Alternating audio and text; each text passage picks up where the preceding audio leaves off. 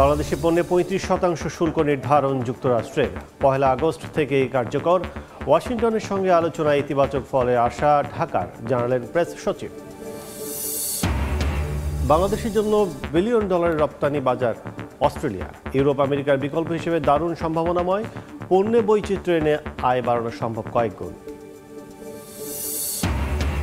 কর্মজীবন নিয়ে তরুণদের ভাবনায় পরিবর্তন, চাকরির বদলে বাড়ছে উদ্যোক্তা হওয়ার স্বপ্ন। প্রশিক্ষণ, মূলধন সহায়তা ও বাজার তৈরিতে সরকার নজর দেওয়ার পরামর্শ। চালের বাজারে অস্থিরতা বাড়লেও কমেছে মূল্যস্ফীতি। জুনে খাদ্যে নেমেছে ৩৫ মাসের মধ্যে সর্বনিম্নে। আরও কমাতে সংকোচনমুখী মুদ্রানীতি থেকে বের হওয়ার পরামর্শ। এবং তিস্তা মহাপরিকল্পনা বাস্তবায়নে রাজনৈতিক ঐক্যে আসার আলো দেখছে উত্তরের মানুষ। ভূ রাজনৈতিক জটিলতা থাকলে নিজস্ব অর্থায়নে কাজ শুরুর পরামর্শ।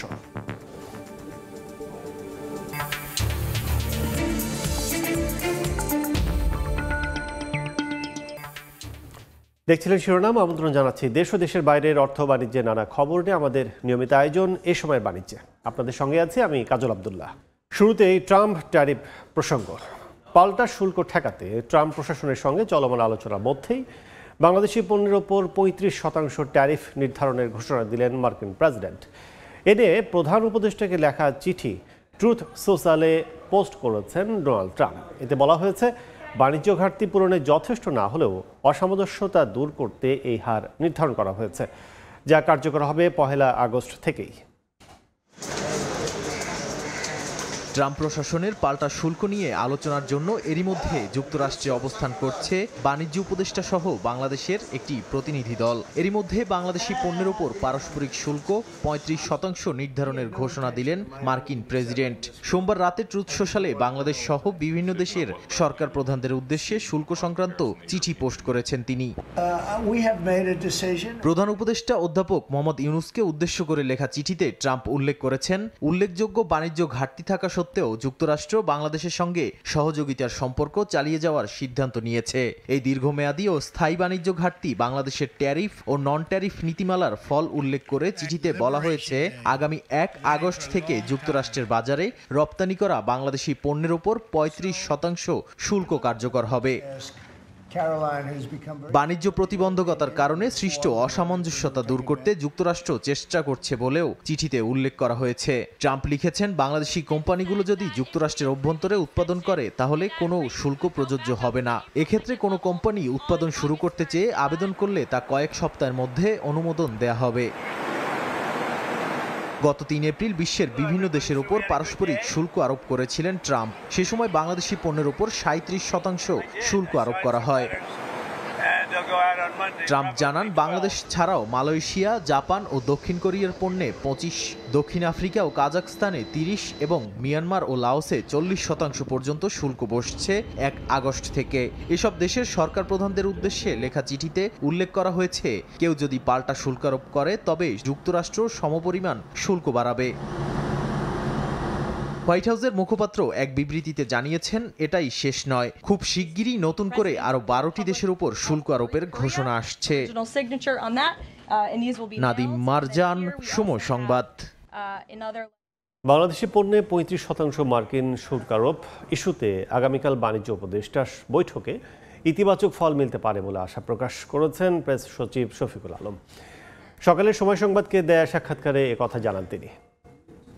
এখনো তো টক্স হচ্ছে, তো টক্সটা আগে কনক্লুশন হোক, তখন আমরা না হয় একটা এটা নিয়ে কথা বলি। আমরা আশা করি আমরা এমন একটা ট্যারিফ নেগোসিয়েশনটা এমন একটা কনক্লুশন হবে যার দ্বারা আমরা এবং ইউএস দুইটা কান্ট্রি উইন উইন হবে, দুইটার কান্ট্রির জন্যই এটা বেটার হবে। মার্কিন যুক্তরাষ্ট্রে পণ্য রপ্তানিতে ৩৫% শুল্ক আরোপ কার্যকর হলে রপ্তানিকারকরা বাড়তি চাপে পড়বে বলে শঙ্কার কথা জানিয়েছে গবেষণা প্রতিষ্ঠান সিপিডির সম্মানীয় ফেলো অধ্যাপক ডক্টর মোস্তাফিজুর রহমান। আমার মনে হয় যে বাংলাদেশ যতটুকু দেয়া সম্ভব ছিল সেটুকু দিয়েছে। ৩৫% থেকে অন্তত পক্ষে ভিয়েতনামের সমপর্যায়ে যদি আমরা নামিয়ে নিয়ে আসতে পারি 20%, তাহলেও বাংলাদেশের আমাদের রপ্তানি স্বার্থটা কিছুটা হলেও আমরা সংরক্ষণ করতে পারবো। বিকল্প রফতানি বাজার হিসেবে সম্ভাবনার হাতছানি অস্ট্রেলিয়ায়। ইউরোপ আমেরিকার বিকল্প ওশেনিয়া অঞ্চলের দেশটিতে বাংলাদেশের রফতানি $1 বিলিয়ন ছুঁই। এর নেতৃত্ব দিচ্ছে তৈরি পোশাক খাত। বিশ্লেষকরা বলছেন নতুন নতুন পণ্য দিয়ে কয়েক গুণ রফতানি বাড়ানো সম্ভব। পাশাপাশি অস্ট্রেলিয়ান বিনিয়োগকারীদের আকৃষ্টের সুযোগও তৈরি হতে পারে। সানবির রুপলের রিপোর্ট। আয়তনে বিশ্বের ষষ্ঠ বৃহত্তর দেশ অস্ট্রেলিয়া। পৌনে 3 কোটি লোকের দেশটি বিশ্ব অর্থনীতিতে 20তম অবস্থানে। ওশানিয়া অঞ্চলের দেশটিতে বাংলাদেশের রফতানি ও বিনিয়োগ সম্ভাবনার নতুন দিগন্ত উন্মোচিত হয়েছে। যৌথ বাণিজ্যে টিফা চুক্তির ফলে রফতানিতে সুবিধা পায় বাংলাদেশ। তৈরি পোশাক, হোম টেক্সট, মাছ, কাঁকড়া, পাট, চামড়া, হস্তশিল্প রফতানি হয় সে দেশে। বিপরীতে তুলা, গম, তেলবীজ, ডাল, কপার, জিঙ্ক, লোহা আমদানি করা হয়। গেল 5 বছরে তৈরি পোশাকের নেতৃত্বে রফতানি বাড়ছে, তবুও এখনও বাণিজ্য ঘাটতি রয়েছে। অস্ট্রেলিয়া বাংলাদেশ বিজনেস ফোরামের সভাপতি জানান, রফতানি ঘাটতি কাটিয়ে বহুমুখী পণ্য রফতানির সুযোগ কাজে লাগাতে পারে বাংলাদেশ। আমাদের জুটের যে প্রোডাক্টগুলো আছে, জুট প্রোডাক্টের ভেরি গুড মার্কেট ওখানে আছে। সাথে সাথে leather product, IT services, seasonal fruit, তারপরে হোম ফার্নিশিং। অস্ট্রেলিয়াতে আমরা কিন্তু আছি 5 নম্বরে। হ্যাঁ, শুধু 10 থেকে 12% গার্মেন্টস প্রোডাক্টই হয়। তাই এটা মার্কেটটাকে যদি আমরা ভালোভাবে কাজে লাগাতে পারি তাহলে এটা ডাবল করা সম্ভব। শুধু রফতানি নয়, বাংলাদেশে বিদেশি বিনিয়োগের 10ম দেশ অস্ট্রেলিয়া। এই অঙ্ক আরও বাড়ানো সম্ভব। আমাদের শেয়ার মার্কেটের পাশাপাশি অস্ট্রেলিয়া এখন ম্যানুফ্যাকচারিং এর দিকেও তারা ঝুঁকছে। তারাও চাচ্ছে যে না, যে ইনভেস্টমেন্টগুলো তারা চায়নায় করেছে বা ভিয়েতনামে করছে, সাথে সাথে যেন বাংলাদেশেও তারা করতে পারে। এখন আমাদের কাজ হবে যে তাদেরকে কনফিডেন্ট দেয়া। দুই দেশের বাণিজ্য সম্পর্ক বাড়াতে এবং রফতানি পণ্যের বহুমুখী সম্ভাবনা কাজে লাগাতে অক্টোবর মাসে সিডনিতে হতে যাচ্ছে অস্ট্রেলিয়া বাংলাদেশ বিজনেস এক্সপো। সেখানে বাংলাদেশি পণ্যের প্রদর্শনী হবে। পাশাপাশি এফবিসিসিআই, বিজিএমইএ সহ ব্যবসায়ীদের শীর্ষ নেতৃবৃন্দ এবং ইপিবি বাণিজ্য মন্ত্রণালয়ের প্রতিনিধিরা অস্ট্রেলিয়ার ব্যবসায়ী ও বাণিজ্য প্রতিনিধিদের সঙ্গে যৌথ সেমিনারে অংশ নেবেন। উন্নয়নশীল দেশের কাতারে যখন আমরা উঠে যাবো, এলডিসি গ্রাজুয়েশন হলে, তখন কিন্তু আর এই শুল্ক ছাড়গুলো আমরা পাবো না। অস্ট্রেলিয়ার সঙ্গে বাংলাদেশের একটা সুন্দর সম্পর্ক আছে, ডিপ্লোম্যাটিক রিলেশনশিপ। তো এইটাকে কাজে লাগিয়ে আমি মনে করি যে সামনে যে একটা এক্সপো হচ্ছে, যেটা অক্টোবরে অনুষ্ঠিত হবে, তো সেইটাও একটা মাইল ফলক হিসেবে কাজ করতে পারে। যদি মুক্ত বাণিজ্য চুক্তি হয় অস্ট্রেলিয়া এবং বাংলাদেশের মধ্যে, তাহলে সেই ক্ষেত্রেও এই ফোরাম একটা গুরুত্বপূর্ণ ভূমিকা রাখবে। এলডিসি উত্তরণ সামনে রেখে কৌশল ঠিক করার এখনই সময়। তাই সম্ভাবনা কাজে লাগাতে এই আয়োজন সামনে রেখে এলডিসি পরবর্তী আলোচনাও এগিয়ে নেয়ার পরামর্শ বিশ্লেষকদের। সানবির রুপল, সময় সংবাদ, ঢাকা। দর্শক, প্রতিবেদনটি দেখলাম। আজ আমরা আলোচনা করব দ্বিপাক্ষিক বাণিজ্য অর্থনীতি নিয়ে। এই জন্য আমাদের সঙ্গে স্টুডিওতে আছেন অস্ট্রেলিয়া বাংলাদেশ বিজনেস ফোরামের সভাপতি আব্দুল খান রতন। এ সময় বাণিজ্যে আপনাকে স্বাগত জানাচ্ছি। ধন্যবাদ। প্রথমে আমরা শুরুতে একটু জানতে চাই, সেটা হচ্ছে যে অস্ট্রেলিয়া বাংলাদেশের দ্বিপাক্ষিক সম্পর্ক অনেক দিনের। সেক্ষেত্রে নতুন করে আমরা 2021 সালে বেবি আমাদের টিফা চুক্তিও হয়েছে, দু দেশের বাণিজ্য ঘাটতি, বাণিজ্য বৃদ্ধি করা সবকিছু মিলে। এখন পরিস্থিতি কি যদি একটু বলেন? যখন থেকে টিফা চুক্তিটা স্বাক্ষরিত হয় তখন থেকে কিন্তু বাংলাদেশের জন্য বিজনেসের একটা নতুন দ্বার উন্মোচন হয়েছে অস্ট্রেলিয়ার সাথে। এবং আপনি জানেন, আন্ডার টিফার আন্ডারে আমরা কিন্তু 2032 সাল পর্যন্ত আমরা ডিউটি ফ্রি হিসাবে আমাদের পণ্য অস্ট্রেলিয়াতে রপ্তানি করা সুযোগ রয়েছে।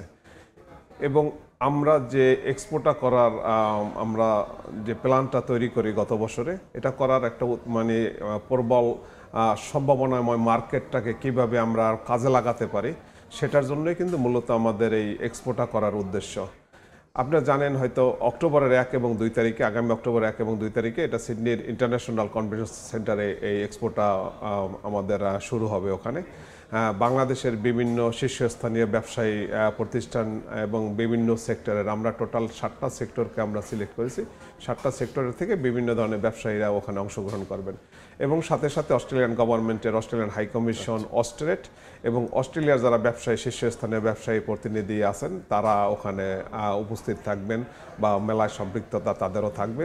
সাথে সাথে আমাদের এই মেলাটা যদি আমরা ভালোভাবে এক্সপোর্টটা করতে পারি, আসলে আমাদের পণ্য আছে, আমরা যদি সেটা আমরা উন্মোচন না করতে পারি এবং আমরা যদি সেই পণ্যটা ধরে না দেখাতে পারি যে দেখো আমাদের অনেক কিছু দেয়ার আছে, তোমরা যে পণ্য চাও, যে প্রোডাক্ট আমাদের কাছে ডিমান্ড করে আমরা কিন্তু সেই প্রোডাক্টটা তোমাদেরকে আমরা সাপ্লাই দিতে পারবো। আপনারা কোন কোন খাতে গুরুত্ব দিয়ে এখানে মেলায় অংশগ্রহণ করার জন্য চেষ্টা করছেন? আমাদের প্রধান খাত তো আপনি জানেন যে রেডিমেড গার্মেন্টস সবসময় আমাদের ফার্স্ট প্রায়োরিটি থাকে। আমাদের অস্ট্রেলিয়ার মার্কেট অলমোস্ট $10 বিলিয়ন মার্কেট আমাদের রেডিমেড গার্মেন্টসের, কিন্তু আমরা ওখানে বর্তমানে আমাদের অবস্থান মানে আমরা যে প্রোডাক্টটা সাপ্লাই দিই RMG প্রোডাক্ট সেটা আন্ডার 10%, সো অ্যাবাউট $800-900 মিলিয়ন। কিন্তু এটা আমরা আসলে যদি ভালোভাবে মার্কেটটাকে যদি আমরা ফ্যাসিলিটেট করতে পারি সেক্ষেত্রে কিন্তু এটা নেক্সট 2 to 3 ইয়ার্সের ভিতরে ডাবল করা সম্ভব। কোনো সীমাবদ্ধতা কেউ জটিলতা আছে কিনা? সীমাবদ্ধতা তো সবসময় থাকবে, জটিলতাও থাকবে বিজনেসের ক্ষেত্রে, কিন্তু সেটা যদি আমরা ফ্যাসিলিটেট গভর্নমেন্টের থেকে ভালো একটা পদক্ষেপ নেওয়া দরকার আছে গভর্নমেন্টের থেকে। আমরা তো সবসময় চেষ্টা করি যারা আমরা প্রবাসে থাকি বাংলাদেশের জন্য কিছু করার, কিন্তু আমরা যতটা করতে পারবো যদি গভর্নমেন্টের থেকে সম্পূর্ণ 100% হেল্প না পাওয়া যায় তাহলে কিন্তু সেক্ষেত্রে এটা করা ভেরি টাফ, অনেক ক্ষেত্রে সেই প্রতিবন্ধকতার সৃষ্টি হয়। LDC গ্র্যাজুয়েশনের পরও অস্ট্রেলিয়া একমাত্র দেশ যেটি আমাদের বলা চলে যে শুল্ক সুবিধা এখন অব্যাহত রাখবে 32% যেটি বললেন, সেই সুবিধা আসলে কতটুকু আমরা কাজে লাগাতে পারছি কিংবা আমাদের প্ল্যান কি? আমাদের প্ল্যান কাজে লাগানোর জন্য আমাদের প্রোডাক্ট ডিসপ্লেটা আরও বাড়াতে হবে, অস্ট্রেলিয়ার মার্কেটটাকে আরও মানে ভালোভাবে ক্যাচ করার জন্য আমাদের প্রোডাক্টের ডিসপ্লেটা মাস্ট কাজে লাগাইতে হবে, বাড়াতে হবে, এবং সাথে সাথে আমাদের প্রচুর রোড শো করা দরকার। কারণ আমরা এখন সিডনিতে এবার উদ্যোগ নিয়েছি, নেক্সট ইয়ারে যদি মেলবোর্নে বা ব্রিসবেনে করা যায় তাহলে মানে আমাদের কন্টিনিউসটা থাকবে। আপনি জানেন বাংলাদেশের রেডিমেড গার্মেন্টস বিভিন্ন দেশে কিন্তু আমরা নাম্বার 1-এ না থাকলে 2-3-তে আমরা অবস্থান করি, কিন্তু অস্ট্রেলিয়ার বেলায় কিন্তু ডিফারেন্ট। অস্ট্রেলিয়ার মার্কেটটা মূলত চাইনিজ প্রোডাক্টের দখলে, 60 to 70% চাইনিজ প্রোডাক্ট এবং ভিয়েতনামিজ প্রোডাক্ট, ইন্ডিয়ান প্রোডাক্ট, কিন্তু সেখানে আমাদের সুযোগ আছে এই আমাদের মার্কেটটাকে মানে বাড়ানোর সুযোগ আছে। অস্ট্রেলিয়া ঘোষণা দিয়েছে প্লাস্টিক ফ্রি একটি দেশ তারা গঠন করবে, সেক্ষেত্রে পাট শিল্প যেহেতু আমাদের একদম শতভাগ কাঁচামাল আছে আমরা এটা নিয়ে কতটা কাজ করতে পারি? আমাদের কিন্তু মানে এটা একটা আমাদের স্লোগানের মতো যে আমরা জুট প্রোডাক্টটা নিয়ে আমরা প্রচুর কাজ করতেছি, আর আমাদের এই মেলাটার কিন্তু ওয়ান অফ দ্য মানে বিগেস্ট যে আমাদের টার্গেট সেটা কিন্তু জুট প্রোডাক্ট। আপনি যেটা বলেছেন যে অস্ট্রেলিয়া কিন্তু বেশ কয়েক বছর আগে থেকে অলরেডি প্লাস্টিক আমাদের ব্যাগ সম্পূর্ণ ব্যান করেছে, কোনো প্লাস্টিক পণ্য এখন আর ওখানে নাই অলরেডি। তারা চাচ্ছে যে এটা গ্রিন ওয়েতে মানে ডিল করার জন্য। সেক্ষেত্রে আমাদের পাট পণ্যের কিন্তু বিশাল একটা সুযোগ আছে। আমি 2 সপ্তাহ আগে ঢাকাতে এসেছি আসলে আমাদের এক্সপোর কাজের জন্য। এখানে আমরা বিভিন্ন যারা জুট প্রোডাক্ট নিয়ে কাজ করে ইনক্লুডিং জুট মিল অ্যাসোসিয়েশন, আমি তাদের সাথে মিটিং হয়েছে এবং সেখানে তাদেরকে আমরা আহ্বান করছি যেন তারা মেলায় অংশগ্রহণ করে, এবং তাদের থেকে ভালো একটা টিম আসতেছে। এবং সাথে সাথে আপনি জানেন যে SME ফাউন্ডেশন নামে যে বাংলাদেশে যে ফাউন্ডেশন আছে, স্মল মিডিয়াম এন্টারপ্রেনার, তারাও কিন্তু অনেক আছে জুট প্রোডাক্ট নিয়ে কাজ করে, আমাদের হ্যান্ডিক্রাফট নিয়ে কাজ করে। আমাদের আমাদের এই সেক্টরটাকে আমরা ওখানে আসলে ভালোভাবে যদি প্রদর্শিত করতে পারি আমি ভালো মানে ফিউচার দেখতে পাচ্ছি। পণ্য রপ্তানির বাইরে একটু ম্যান পাওয়ার নিয়ে কথা বলি, সেখানে মাইগ্রেশনের কতটা সুযোগ রয়েছে? সেটা স্কিল এবং নন স্কিল। আমাদের মাইগ্রেশনের কিছুটা আমাদের জীর্ণতা আছে। অস্ট্রেলিয়াতে আপনি যখন এই ম্যান পাওয়ার সাপ্লাই দিতে যাবেন তখন ম্যান পাওয়ারের ক্ষেত্রে যেটা আছে স্কিল মাইগ্রেশন, আমাদের দেশের ম্যাক্সিমাম ক্ষেত্রে কিন্তু স্কিলের অনেক অভাব, কারণ আমাদের যে পুঁথিগত বিদ্যা বা আমাদের যে সিস্টেম আছে এডুকেশন সিস্টেম, এটা অনেক সময় অস্ট্রেলিয়ান স্ট্যান্ডার্ড মানে মেনটেন করে না। নার্সিংয়ের জন্য বড় একটা সুযোগ অস্ট্রেলিয়া, সেক্ষেত্রে আমরা কি করছি? পার্শ্ববর্তী দেশ ভারত কতটুকু এগিয়ে গেছে আপনারা কি বলবেন? ভারত আমাদের থেকে অনেক আগানো, বিশেষ করে নার্সিংয়ের ক্ষেত্রে। নার্সিংয়ের অনেকগুলো ইনস্টিটিউট আছে ভারতের, যারা ওই ইনস্টিটিউট থেকে যে সমস্ত স্টুডেন্ট নার্সিং শেষ করবে তারা অস্ট্রেলিয়ার সমপরিমাণ মানে সেম গ্রাজুয়েশনের যে ভ্যালু, তারা সেম ভ্যালু বহন করে এবং তারা সরাসরি অস্ট্রেলিয়াতে নার্সিং করার সুযোগ পায়, আর কি নার্সিংয়ের জব করার সুযোগ পায়। এবং সাথে সাথে অনেক ডাক্তারও আছেন ইন্ডিয়া থেকে তারা, এবং শুধু ইন্ডিয়া না, নেপাল থেকেও অনেক মেডিকেল স্টুডেন্ট, নার্সিংয়ের কথা বলবো না, নার্সিং তারা কিন্তু সমপরিমাণ ভ্যালু পায়, তাদের স্ট্যান্ডার্ড সমপরিমাণ, এবং তারা সরাসরি ওখানে নার্সিংয়ের যে জব করতে পারে। কিন্তু সেক্ষেত্রে আমাদের বাংলাদেশ কিন্তু অনেক পিছিয়ে আছে, কারণ বাংলাদেশের অস্ট্রেলিয়ান স্ট্যান্ডার্ড যে নার্সিং তৈরি করার ইনস্টিটিউট এখন পর্যন্ত আমি দেখিনি এখন পর্যন্ত এখানে হয়েছে কিনা। কিন্তু এটা যদি আমরা যদি সেই ওদের যে কোয়ালিফিকেশন, সেই কোয়ালিফিকেশনটাকে ধরে রেখে যদি আমরা এখানে নার্সিং ইনস্টিটিউট তৈরি করি তাহলে আমি বলবো যে এটা বিগ মার্কেট অস্ট্রেলিয়াতে। অস্ট্রেলিয়া আমাদের এখানে নার্সিং এবং এটা অনেক শর্ট, খুব সবসময় শর্ট থাকে। সেক্ষেত্রে ওখানে যে আমাদের দূতাবাস আছে, বিজনেস কাউন্সিলর আছে, তারা বিজনেস প্রমোশনের জন্য আসলে সবকিছু মিলে কতটা কাজ করেন আপনাদের সাথে? এটা আমি বলবো যে না, তারা যেটুকু করে সেটুকু এনাফ না, তাদের আরো কাজ করার দরকার আছে। এবং বাংলাদেশ দূতাবাস সহ যারা সরকারি এবং বাংলাদেশের গভর্নমেন্ট যারা আছেন তাদেরকে আমরা বলবো যে আমাদের যে বিজনেস ব্যবসায়ী সংগঠনগুলো আছে বা স্কিল মাইগ্রেশন নিয়ে যারা কাজ করে অস্ট্রেলিয়াতে, আপনি জানেন অনেক বাংলাদেশি আছেন যারা এই মাইগ্রেশন নিয়ে কাজ করেন, তারা কিন্তু বাংলাদেশের চেয়ে অন্যান্য দেশের সাথে বেশি কাজ করেন। আমি বলবো তাদেরকে ইনক্লুড করে যদি সঠিক পথে আগানো যায় তাহলে এটার একটা ভালো আউটকাম আসার সম্ভাবনা পট থাকবে। পরিবর্তনের আগে আর এখন কি একই অবস্থা আছে দূতাবাসের কার্যক্রম? পট পরিবর্তনের আগে এবং পরে অবশ্যই আমি বলবো যে না, এটার পরিবর্তন আসছে। কারণ পট পরিবর্তনের আগে যদিও একটা গভর্নমেন্ট সরকার, লং টাইম একটা সরকার ছিল, তাদের মেন্টালিটি ডিফারেন্স ছিল, কিন্তু নতুন যে হাই কমিশনার আমাদের ওখানে আছেন, সে নতুন এখন পর্যন্ত হয়তো সে কাজের ওই রকম এখন পর্যন্ত সুযোগ সৃষ্টি এখন পর্যন্ত সবার সাথে বসে মিলেমিশে কীভাবে কাজ করা যায় সেটা এখন পর্যন্ত সে শুরু করতে পারেনি। তবে আমি আহ্বান করব যে হাই কমিশন এবং বাংলাদেশ গভর্নমেন্টের যদি ঐকান্তিক প্রচেষ্টা থাকে, আমরা তাদেরকে সাপোর্ট দেবো এবং আমরা সবাই মিলেমিশে যদি কাজ করি ভালো একটা আউটকাম আনা সম্ভব। অনেক অনেক ধন্যবাদ আব্দুল খান রতন ভাই। ধন্যবাদ আপনাকে। দর্শক, আলোচনা করছিলাম অস্ট্রেলিয়া বাংলাদেশ বিজনেস সম্ভাবনা এবং সবকিছু মিলে। আমাদের সাথে এসে আলোচনায় যুক্ত ছিলেন অস্ট্রেলিয়া বাংলাদেশ বিজনেস ফোরামের সভাপতি আব্দুল খান রতন। এবার বন্দর বাণিজ্যের খবর। মিশ্র প্রবণতায় চলছে দেশের প্রধান পুঁজিবাজার ঢাকায় স্টক এক্সচেঞ্জ ডিএসসির লেনদেন। সবশেষ পরিস্থিতি জানাতে সরাসরি চলে যাচ্ছে ডিএসসির ওয়েবসাইটে। দর্শক, গতকাল যদি একটু বলি, সেটা হচ্ছে যে ডিএসসির চলমান কার্যক্রম অংশ হিসেবে সবশেষ গতকালের কার্যক্রম সেটি কিন্তু যদি বলি যে ঊর্ধ্বমুখী প্রবণতায় কিন্তু শেষ করেছে। আমরা দেখছি যে 82 পয়েন্ট ঊর্ধ্বমুখী প্রবণতা কিন্তু শেষ হয়েছে ডিএসসির প্রধান সূচক ডিএসসি এক্স। 15 পয়েন্ট বেশিতে অবস্থান করে শেষ করেছে ডিএসসির সরিয়া সূচক এবং 36 পয়েন্ট বেড়ে 1873 পয়েন্টে শেষ হয়েছিল গতকালের কার্যক্রম ডিএসসির বিশেষায়িত সূচক ডিএসসি 13। আজকের যেটি অবস্থা সেটি কিন্তু আমরা দেখছি যে এখন পর্যন্ত কার্যক্রমে দুটি সূচক ডিএসসি এক্স এবং ডিএসসি 13 অবস্থান করছে কিন্তু নিম্নমুখী অবস্থার সূচকের অবস্থায়, কিন্তু 8 পয়েন্ট নিম্নমুখী অবস্থায় এখন পর্যন্ত ডিএসসি প্রধান সূচক অবস্থান করছে 4967 পয়েন্টে। এছাড়া ডিএসসি 13 সূচক অবস্থান করছে 1866 পয়েন্টে, যদিও কমেছে 6 পয়েন্ট। এখন পর্যন্ত শেয়ার লেনদেন হয়েছে 67,560টি, যার বাজার মূল্য আমরা দেখছি 220 কোটি টাকা। এছাড়া 147টি প্রতিষ্ঠানের শেয়ারের দর ঊর্ধ্বমুখী অবস্থায় রয়েছে, 174টি প্রতিষ্ঠানের নিম্নমুখী এবং অপরিবর্তিত রয়েছে 68টি প্রতিষ্ঠানের শেয়ারের দর।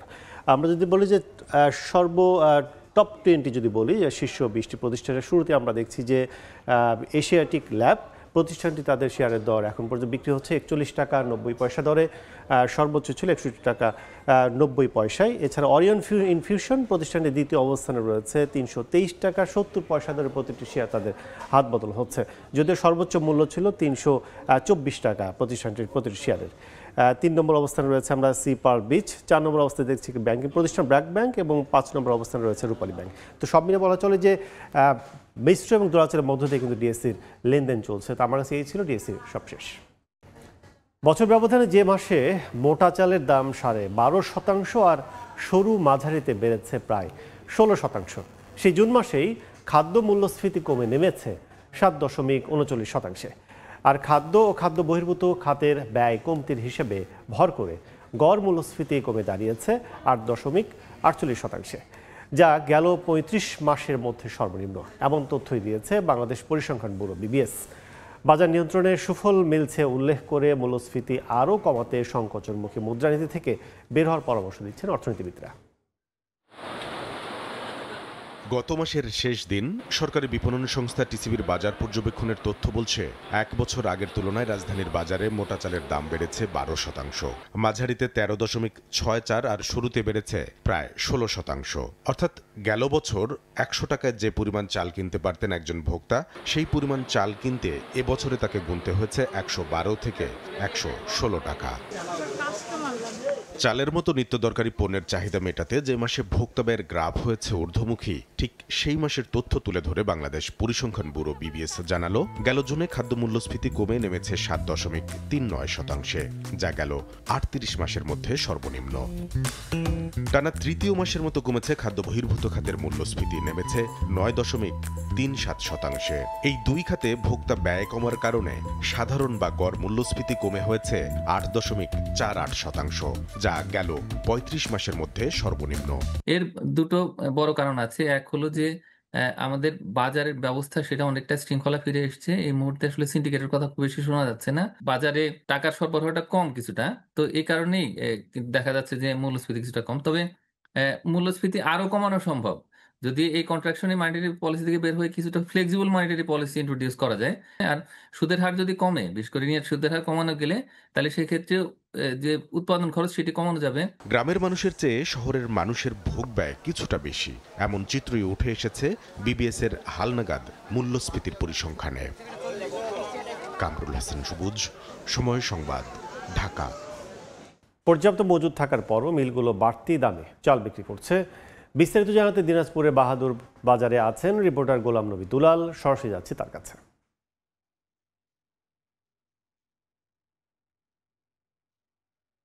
দিনাজপুরের চালের বাজার কিন্তু এখনও অস্থিতিশীল। গত 15-20 দিন আগে যে চালের দাম বেড়েছিল ওই দামেই কিন্তু আপনার চাল বিক্রি হচ্ছে, এবং এই স্থিতিশীল হওয়ার জন্য যারা ভোক্তা এবং যারা পাইকার এবং খুচরা বিক্রেতা তারা দুষছেন যে সঠিক নজরদারি এবং তদারকির অভাবেই কিন্তু চালের যে বাজারটি অস্থিতিশীল অবস্থায় রয়েছে।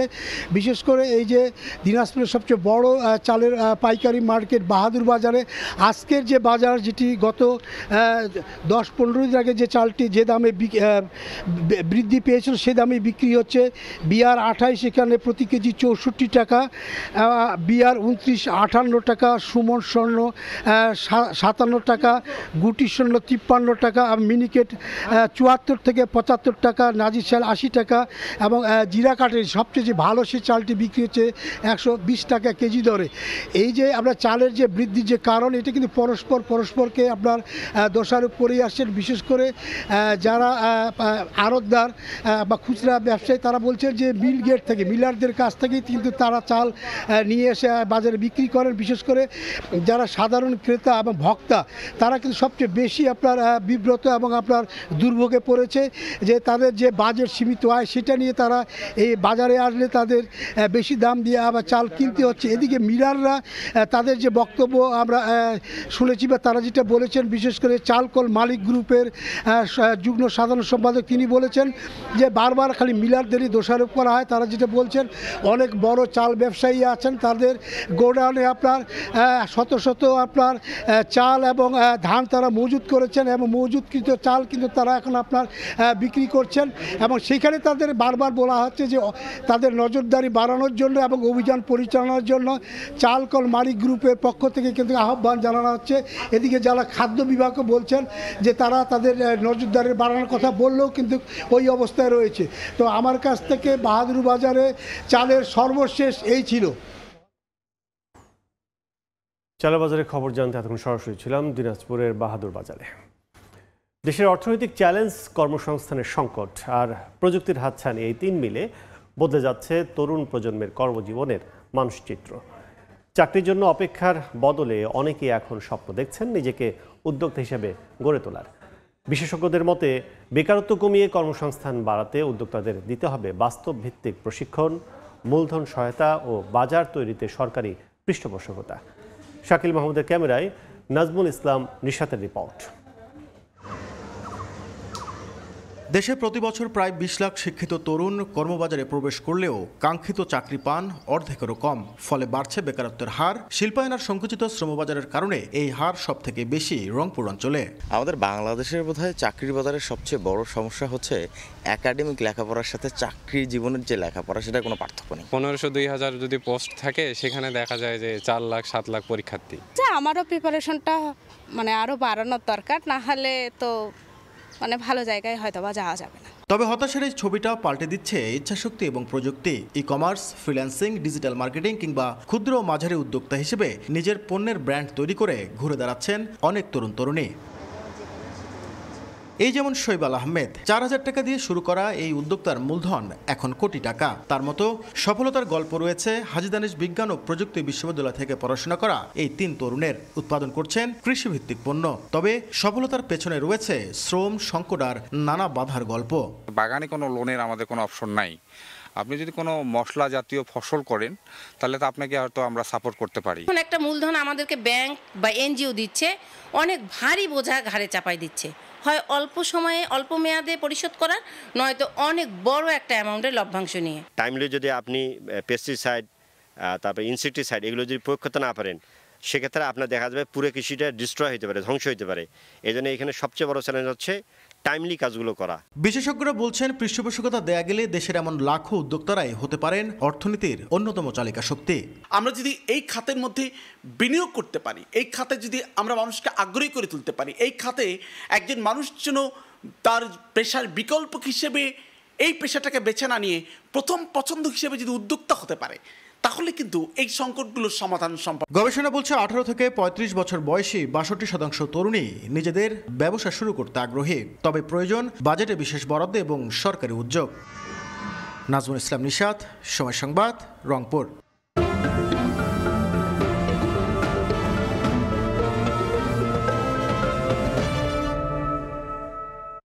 তিস্তা মহাপরিকল্পনা উত্তরে 2 কোটি মানুষের স্বপ্ন, কিন্তু বিগত সরকারের একাধিকবার আশ্বাস ও বাস্তবায়নে ব্যর্থতায় স্বপ্নভঙ্গ হয়েছে তিস্তা পাড়ের বাসিন্দাদের। কিন্তু এবার ভিন্ন চিত্র। সব রাজনৈতিক দল একাট্টা তিস্তা মহাপরিকল্পনা বাস্তবায়নে। এমনকি অন্তর্বর্তী সরকারও সাফ জানিয়েছে তিস্তা পাড়ের বাসিন্দারা চাইলে এই প্রকল্প অবশ্যই আলোর মুখ দেখবে। অধিকার কর্মীরা বলছেন, ভূ রাজনৈতিক জটিলতা থাকলে প্রয়োজনে নিজস্ব অর্থায়নে এই প্রকল্প বাস্তবায়নে উদ্যোগ নিতে হবে। শাকিল মাহমুদের ছবিতে নাজমুল ইসলাম নিশাতের আরেকটি রিপোর্ট। আমি আপনাদেরকে যেই কথাটা দিব সেটা হচ্ছে, আপনাদের মতামত ছাড়া কোনো মহাপরিকল্পনা চূড়ান্ত হবে না। অন্তর্বর্তী সরকারের উদ্যোগে 9 মার্চ থেকে 13 মার্চ উত্তরের 5 জেলায় পাওয়ার চায়না কোম্পানি তিস্তা পাড়ের বাসিন্দাদের কাছে তুলে ধরে Teesta river comprehensive management and restoration প্রকল্প, যে প্রকল্পে একাত্মতা জানান উত্তরের 2 কোটি মানুষ। ভারতের আগ্রাসনে ভাঙন, প্লাবন আর খরায় বিধ্বস্ত তিস্তাপাড়ের বাসিন্দারা দীর্ঘ সময় ধরে মহাপরিকল্পনা বাস্তবায়নের দাবিতে যে আন্দোলন চালিয়ে আসছে, এবার সেই দাবি বাস্তবায়নে একাট্টা হয়েছেন প্রধান রাজনৈতিক দলগুলো, যা আশার আলো জুগিয়েছে অববাহিকার কোটি প্রাণে। তিস্তাপাড়ের 11টি পয়েন্টে আপনারা কর্মসূচি পালন করেছেন। আপনাদের এই আন্দোলন অবশ্যই ইনশাল্লাহ বৃথা যাবে না। আপনাদের এই আন্দোলনে তিস্তা মহাপরিকল্পনা বাস্তবায়ন ত্বরান্বিত হবে। তিস্তা মহাপরিকল্পনারে নিয়ে কোনো ধরনের টালবাহানা জাতীয় নাগরিক পার্টি মেনে নেবে না। বাস্তবসম্মতভাবে এবং কুড়িগ্রামকে কোনো ধরনের যাতে অবহেলা না করা হয় সেইভাবে এই পরিকল্পনা বাস্তবায়ন করতে হবে। অধিকার কর্মীরা বলছেন, ভূরাজনৈতিক জটিলতা থাকলে প্রয়োজনে নিজস্ব অর্থায়নে এই প্রকল্পের কাজ বাস্তবায়নে উদ্যোগ নিতে হবে। আমাদের নিজস্ব অর্থায়নে এই প্রকল্প বাস্তবায়নে কোনো অসুবিধা হবে না, এবং ভূরাজনৈতিক যে নানা টানাপোড়ন চলতেছে এই টানাপোড়ন এবং দৌড়ও তো থাকবে না। উত্তরের কোটি মানুষের জীবন জীবিকার প্রশ্নে বহু আকাঙ্ক্ষিত তিস্তা মহাপরিকল্পনা বাস্তবায়নের কাজের শুরুটা হোক অন্তর্বর্তী সরকারের হাত ধরেই প্রত্যাশা নদীপাড়ের বাসিন্দাদের। নাজমুল ইসলাম নিশাত, সময় সংবাদ। দেখছেন এ সময় বাণিজ্য। দেশের বাজারে স্বর্ণের দাম এবার ভরিতে কমছে 1,500 টাকা। এতে প্রতি ভরি 22 ক্যারেট স্বর্ণের দাম হয়েছে 1,70,551 টাকা। সোমবার রাতে এক সংবাদ বিজ্ঞপ্তিতে বাংলাদেশ জুয়েলার্স সমিতি বাজুস জানায়, স্থানীয় বাজারে তেজাবি স্বর্ণের দাম কমায় মূল্য সমন্বয় করা হয়েছে। নতুন দাম অনুযায়ী 21 ক্যারেটের প্রতি ভরি 1,62,794 টাকা, 18 ক্যারেটের প্রতি ভরি 1,39,548 টাকা। এর আগে সবশেষ 1 জুলাই ভরিতে 1,890 টাকা বাড়িয়েছিল বাজুস। এ নিয়ে চলতি বছর মোট 42 বার দেশের বাজারে সমন্বয় করা হলো স্বর্ণের দাম, যেখানে দাম বাড়ানো হয়েছে 27 বার আর কমেছে 15 বার। দক্ষিণ কোরিয়া, জাপান সহ 14টি দেশের পণ্যে নতুন করে শুল্ক নির্ধারণ করেছেন ডোনাল্ড ট্রাম্প, যা কার্যকর হবে আগামী 1 আগস্ট থেকে। এই সময়সীমায় কোনো কোনো দেশের শুল্ক ভার কমতে পারে এমন সম্ভাবনাকে সামনে রেখে এশিয়ার শেয়ার বাজারে গতি ফিরেছে। তেজিভাব দেখা দিয়েছে মার্কিন ডলারের মানেও, কমেছে জ্বালানি তেল ও স্বর্ণের দাম। যুক্তরাষ্ট্রের পাল্টা শুল্ক এড়াতে আলোচনার জন্য প্রেসিডেন্ট ডোনাল্ড ট্রাম্পের বেঁধে দেয়া 90 দিনের সময়সীমা শেষ হচ্ছে বুধবার। এমন পরিস্থিতিতে পাল্টা শুল্ক কার্যকরের সময়সীমা বাড়িয়ে 1 আগস্ট করার ঘোষণা দিয়েছে ট্রাম্প প্রশাসন। আর বাংলাদেশ, দক্ষিণ কোরিয়া, জাপান সহ 14টি দেশের পণ্যের ওপর নতুন করে শুল্ক নির্ধারণ করেছে ট্রাম্প। ট্রাম্পের বেঁধে দেয়া এই সময়সীমায় কিছু কিছু দেশের জন্য শুল্ক সমন্বয়ের সুযোগ থাকতে পারে। এমন সম্ভাবনাকে সামনে রেখে এশিয়ার শেয়ার বাজারে গতি ফিরেছে। জাপান বহির্ভূত এশিয়া প্রশান্ত মহাসাগরীয় অঞ্চলের বড় সূচক MSCI দিনের শুরুর লেনদেনে 0.2% বেড়েছে, যেখানে জাপানের নিক্কে সূচক বেড়েছে 0.4% এবং দক্ষিণ কোরিয়ার কসপি সূচক বেড়েছে 1.5%। এদিকে ইউরোপের শেয়ার বাজারগুলোর প্যান ইউরোপিয়ান স্টকস 50 সূচক কমেছে 0.1%, জার্মান ড্যাক্স সূচক 0.1% আর FTSE পড়েছে 0.3%। এদিকে তেজিভাব দেখা যাচ্ছে মার্কিন ডলারের মানে। জাপানি ইয়েনের বিপরীতে মুদ্রাটির মান 0.2% বেড়ে 146.36 ইয়েনে দাঁড়িয়েছে, যা গেল 2 সপ্তাহের মধ্যে সর্বোচ্চ। আর ইউরোর বিপরীতে মান $1.17 স্থির হয়েছে। সোমবার আন্তর্জাতিক বাজারে জ্বালানি তেলের দাম প্রায় 2% বাড়লেও মঙ্গলবার নতুন শুল্ক হার আরোপের খবরে তা 0.5% পড়ে ব্যারেল প্রতি $67.59 নেমেছে। পাশাপাশি স্পট গোল্ডের দাম 0.2% পড়ে গেছে, প্রতি আউন্স দাঁড়িয়েছে $3,331। ইয়ানুর শিফাত, সময় সংবাদ। এই পর্যায়ে শীর্ষ সংবাদগুলো জানিয়ে দিচ্ছি আরেকবার। বাংলাদেশি পণ্যে 35% শুল্ক নির্ধারণ যুক্তরাষ্ট্রের 1 আগস্ট থেকে কার্যকর। ওয়াশিংটনের সঙ্গে আলোচনায় ইতিবাচক ফলের আশা ঢাকার, জানালেন প্রেস সচিব। বাংলাদেশের জন্য $1 বিলিয়ন রফতানি বাজার অস্ট্রেলিয়া। ইউরোপ আমেরিকার বিকল্প হিসেবে দারুণ সম্ভাবনাময়। পণ্যে বৈচিত্র্য এনে আয় বাড়ানো সম্ভব কয়েক গুণ। এবং কর্মজীবন নিয়ে তরুণদের ভাবনায় পরিবর্তন। চাকরির বদলে বাড়ছে উদ্যোক্তা হওয়ার স্বপ্ন। প্রশিক্ষণ, মূলধন সহায়তা ও বাজার তৈরিতে সরকারকে নজর দেওয়ার পরামর্শ।